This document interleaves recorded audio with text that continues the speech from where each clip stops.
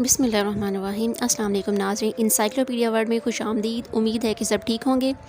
ناظرین، آج کی ویڈیو میں میں آپ کو بتاؤں گی حضرت عزرائیل علیہ السلام کے بارے میں، جن کو ملک الموت بھی کہا جاتا ہے۔ آخر اللہ تعالیٰ نے ان کو روح قبض کرنے کا فریضہ کس طرح سونپا؟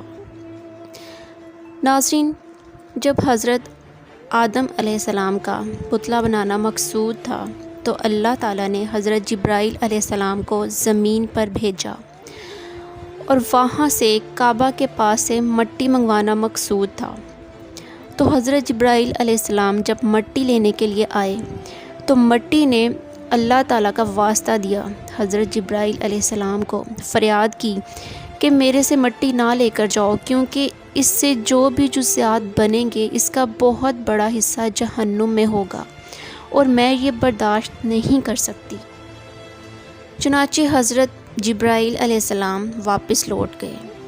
اسی طرح پھر حضرت اسرافیل علیہ السلام، حضرت میکائیل علیہ السلام آئے۔ اس طرح مٹی نے فریاد کی کہ میرے سے مت لے کر جاؤ، تو میں یہ چیز برداشت نہیں کر سکتی کہ اس کا بڑا حصہ جہنم میں جلے۔ تو پھر اللہ تعالیٰ نے حضرت عزرائیل علیہ السلام کو بھیجا۔ جب حضرت عزرائیل علیہ السلام مٹی لینے کے لیے آئے تو پھر مٹی نے وہی فریاد کی، منت کی، اللہ تعالیٰ کا واسطہ دیا کہ مت لے کر جاؤ۔ تو حضرت عزرائیل علیہ السلام نے فرمایا کہ میں بھی اللہ تعالیٰ کا حکم لے کر آیا ہوں، میں بھی تجھ سے فریاد کرتا ہوں اور یہ میرے اللہ تعالیٰ کا حکم ہے، میں تو مٹی لے کر ہی جاؤں گا، کیونکہ اللہ تعالیٰ کا حکم ماننا میرے لیے سب سے زیادہ اول درجہ رکھتا ہے، سب سے زیادہ ضروری ہے۔ تو حضرت عزرائیل علیہ السلام وہاں سے مٹی لے کر آئے۔ تو اللہ تعالیٰ نے اسی لیے حضرت عزرائیل علیہ السلام کو یہ فریضہ سونپا کہ تم نے میرے حکم کی مکمل تعمیل کی۔ یہ نہیں کہ باقی فرشتوں نے نہیں کی، باقی فرشتوں نے بھی کی، لیکن وہ مٹی کی فریاد سن کر اللہ تعالیٰ کے پاس آ گئے تھے اور ویسا حال بیان کیا، لیکن حضرت عزرائیل علیہ السلام مٹی لے کر ہی آئے۔ تو اسی لیے اللہ تعالیٰ نے یہ فریضہ حضرت عزرائیل علیہ السلام کو سونپا کہ کل کو کسی کی جو ڈیتھ ہو جاتی ہے، کسی کا باپ روئے گا، کسی کی ماں، کسی کے بچے روئیں گے، تو کسی پر ترس نہیں کھاؤ گے اور روح قبض کر لو گے۔ اسی لیے یہ فریضہ حضرت عزرائیل علیہ السلام کو سونپا گیا۔ اور کہا یہ جاتا ہے کہ حضرت عزرائیل علیہ السلام کے 4 طرح کے فیس ہیں جب وہ روح قبض کرتے ہیں۔ جب رسول پاک صلی اللہ علیہ وآلہ وسلم معراج پر تشریف لے گئے تو آپ صلی اللہ علیہ وآلہ وسلم کو وہ سارے فیسز دکھائے گئے۔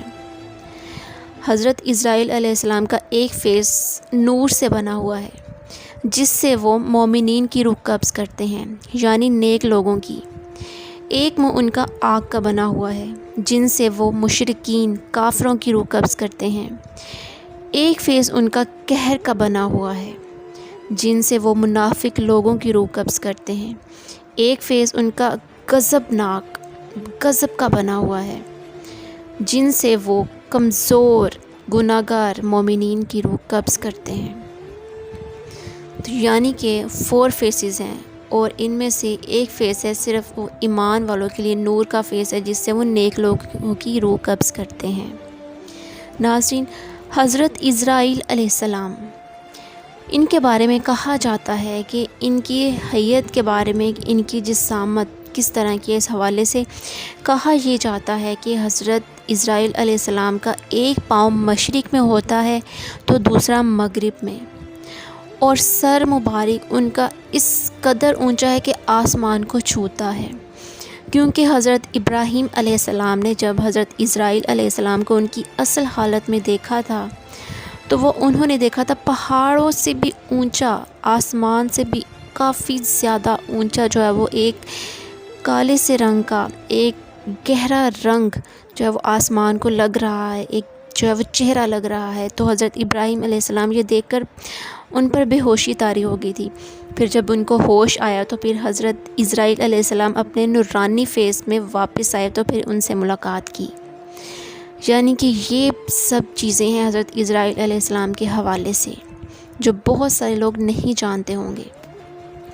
اس حوالے سے ایک اور چیز میں آپ کو بتاؤں کہ جیسے کہ ہر سیکنڈز میں پوری دنیا میں کوئی نہ کوئی انسان مر رہا ہوتا ہے، تو کیا حضرت عزرائیل علیہ السلام سب کی روح ایک ساتھ میں قبض کرتے ہیں؟ کیسے قبض کرتے ہوں گے وہ سب کی، کیونکہ دنیا میں تو اتنے زیادہ لوگ ہیں اور ہر سیکنڈ میں کوئی نہ کوئی مر رہا ہوتا ہے۔ تو اللہ تعالیٰ نے حضرت اسرائیل علیہ السلام کو بہت سارے ملائکہ عطا فرمائے ہیں، جیسے کہ جو کہ ان کے نائب کے طور پر کام کرتے ہیں۔ تو بہت سارے ارواح کی وہ خود بھی روح قبض کرتے ہیں، اور بہت سارے لوگوں کی جو ہے وہ ان کے جو نائب فرشتے ہیں وہ روح قبض کرتے ہیں، اور اس کے بعد روح قبض کرنے کے بعد وہ ان کے حوالے کر دیتے ہیں، پھر آگے کا معاملہ ہوتا ہے۔ تو یہ شان ہے، یہ رتبہ تھا، یہ ساری فضیلت تھی حضرت اسرائیل علیہ السلام کے حوالے سے، کہ ان کی ہسٹری کے حوالے سے کہ وہ کس طرح ان کو یہ رتبہ عطا کیا گیا۔ بے شک مرنا تو کوئی بھی نہیں چاہتا، ہر کوئی جینا چاہتا ہے، اور جو ایسے لوگ جو ہیں وہ زندگی سے مایوس ہو جاتے ہیں اور خود کو جو ہے وہ مار ڈالتے ہیں، صرف وہی لوگ جو ہیں وہ مایوس ہوتے ہیں، ڈپریشن کے پیشنٹ ہوتے ہیں، جو خود کو موت کو زبردستی گلے لگا لیتے ہیں۔ ویسے جینا کون نہیں چاہے گا؟ تو حضرت اسرائیل علیہ السلام ہیں جو کہ روح قبض کرنے کا ان کو فریضہ اللہ تعالیٰ نے سونپا ہے، اس خصوصیت کی بنا پر جو میں نے آپ کو سارا واقعہ سنایا۔ تو اللہ تعالیٰ سے دعا ہے کہ اللہ تعالیٰ جو ہے وہ جب ہمارا جو وقت نزا آئے، جب ہم اس دنیا سے رخصت ہوں، تو حضرت اسرائیل علیہ السلام جو ایمان والوں کی روح قبض کرتے ہیں، جو نورانی چہرہ ان کا آتا ہے، وہی ہم سب کے سامنے آئے۔ یہ دعا ہے اللہ تعالیٰ سے ہم سب مسلمانوں کے لیے۔ اللہ تعالیٰ ہم سب کا حامی و ناصر ہو۔ اللہ حافظ۔